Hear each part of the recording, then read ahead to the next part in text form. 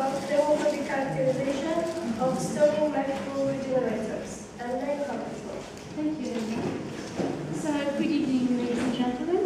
I'm really very honored by your presence here with us today. So, as you can see today, I'm going to speak about thermofluidic characterization of Stirling micro-regenerators. And for that, I plan to develop 4 main points. I start by defining what is a thermoregenerator and by explaining its use. Then I'll move on to the second point, where I try to point out the materials used for its fabrication and the most common geometries. In the third point, I'll specify the main thermofluidic requirements for oscillating for a micro-generator under oscillating flow condition, to end up with the fourth point that deals with design initial parameters that could affect my regenerator performances. So that said, I think it's useful to state my research work within the framework of the MiStiC project. Actually, the basic strategy of the MiStiC project is to convert waste heat. Into electric power via Stirling generators or engine. And to illustrate more, the concept for waste heat recovery at low temperatures via Micro-Stirling clusters, the final object, or the final product, if you want, of the MiStiC project is to get an assembly of clusters that would be put into place or shell. This assembly is composed of hundreds, let's say even thousands of clusters of micro-generators, and a cluster of micro-generator is composed of 6-membered Micro-Stirling generator, as you can see here. This is a unit. And my regenerator, or let's say my micro-regenerator, is located in this part. Is located in this part. Sorry. So one may wonder what a Stirling engine is to start with. So a Stirling engine here is a heat engine that operates by cyclic compression and expansion. By cyclic compression and expansion of the working fluid, generally it's air or helium or nitrogen. It actually depends on the application. This cyclic compression and expansion are operated at different temperatures. We have 2 levels of temperatures, the too hot and too cold. And in order to get a net power or a net conversion of the heat energy that we put here into mechanical power that we retrieve on the crank shaft over here.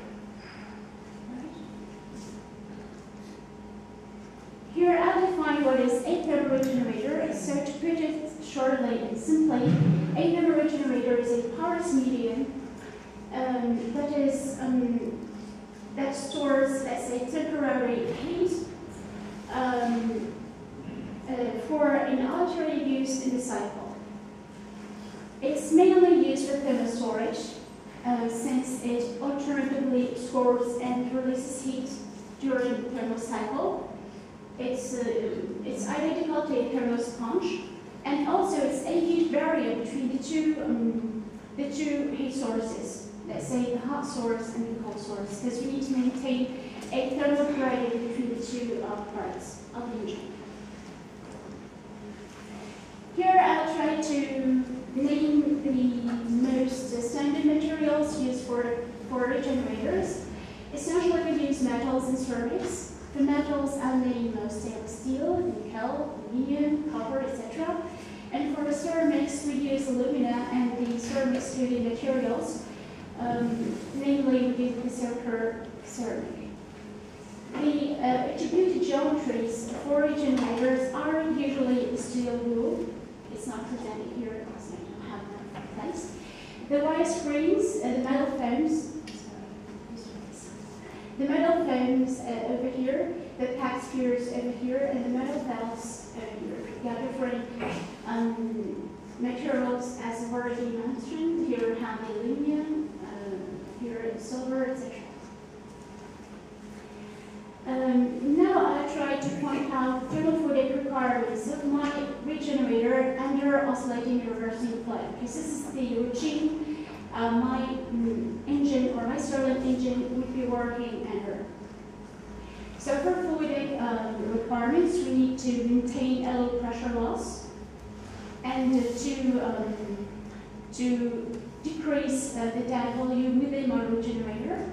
And for thermal requirements, we need to make sure that thermal losses are as low as possible and to maintain, or at least to make sure that the heat transfer is increased within our regenerator.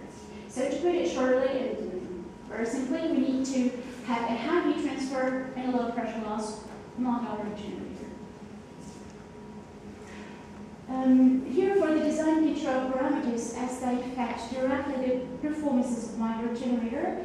As for design parameters, I can name the regenerator materials, the choice of the material, for its thermal and mechanical properties. The geometry, we have different parameters that we can take into consideration, such spectration, the hydronic diameter, etc.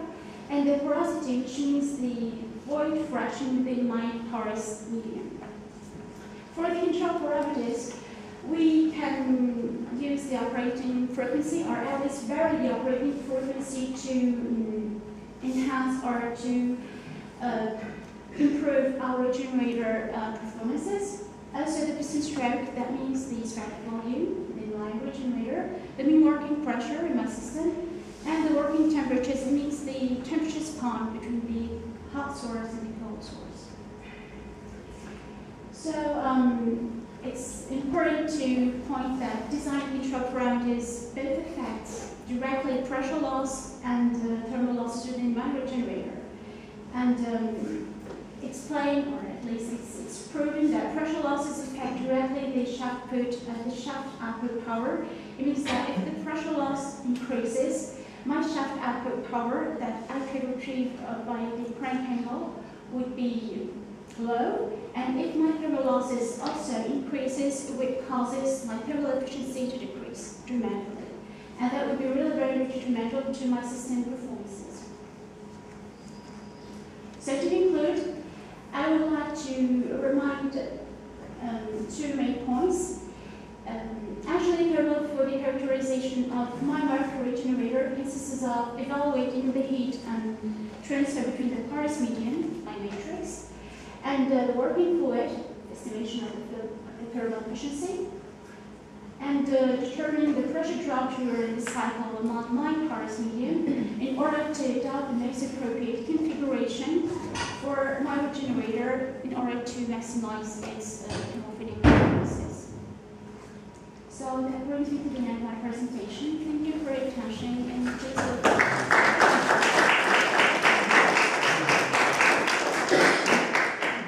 Thank you. Any questions for Emna?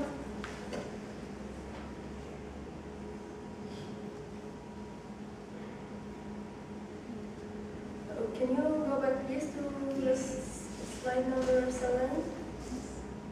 When you talked about design control parameters, what parameters did you consider in your study? Exactly all of them, or just? Actually, I can't consider all of them because we can't vary all of the parameters at the same time in order to optimize my regenerator performances. I need to fix some parameters and then vary just one parameter in order to determine its impact on my regenerator performance. Because if I vary,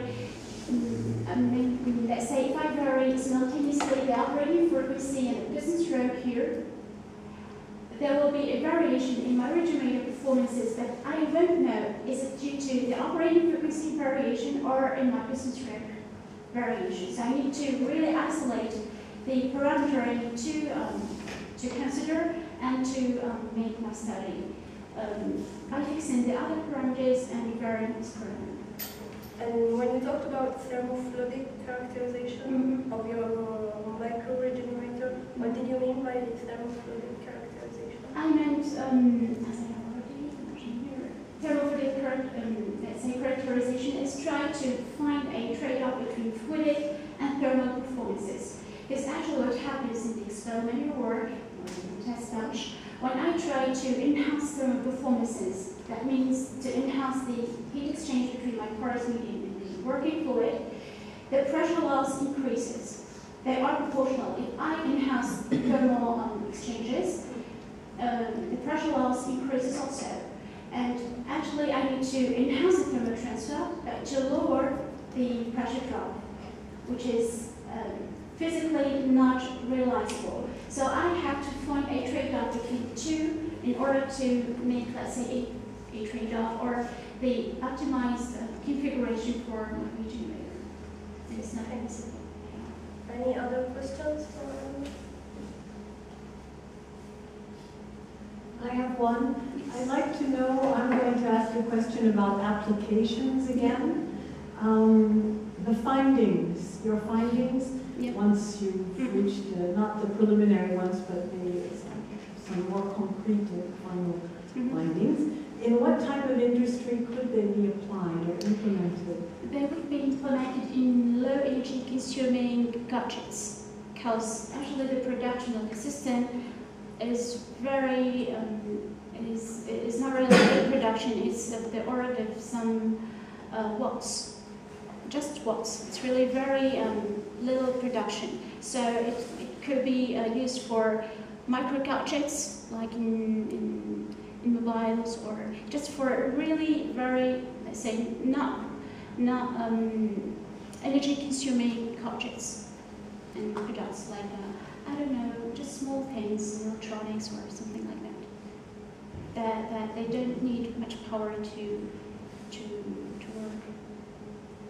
But precisely what, I don't have really any concrete, for the time being, I don't have any concrete application, because we didn't do the experiment.